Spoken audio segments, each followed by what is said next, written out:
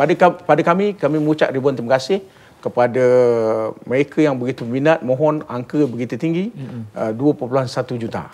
Ya, itu baru sehingga bulan 10. 10 bulan yang pertama. Okey. Jadi bagi kita, orang memikirkan, kenapa masih lagi kita SPA masih lagi mengambil yang memohon dah ramai, kenapa buka lagi ya? Bagi kita kena beri peluang pada semua pihak, semua lapisan, sama ada luar bandar, dalam bandar, kita beri peluang yang sama rata. Ya. Bahkan lagi ramai memohon, maka saringannya lebih baik dan kami akan dapat kandidat yang calon-calon yang lebih baik. Ramai yang sedang menanti lebih cemaslah di luar tu dengan cuma nak tambah satu sebab utama orang kadang-kadang dia ditawarkan kerja di sektor awam ni tapi dia tak terima kerana dia takut dia mohon satu saja tak dapat.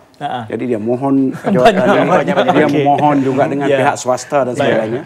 Jadi nanti dia kena pilih satu. Jadi kena ada yang ditolak. Baik, kita perlu bahagian berikutnya untuk perbincangan ini kerana semakin banyak soalan yang bersifat teknikal, Suhaimi. Betul. Jadi apa pun terima kasih kepada Tan Sri dan juga terima kasih kepada Datuk Kerana bersama kami pada malam ini. Dan esok jangan lupa saudara temu janji bersama kami lagi dalam rancangan ataupun isu khas berkaitan dengan bencana. Jadi pengurusan bencana. Jadi itu janji kami untuk bawakan kepada anda esok. Sekali lagi daripada saya Suhaimi Muhammad. Assalamualaikum dan salam satu Malaysia. Jumpa lagi.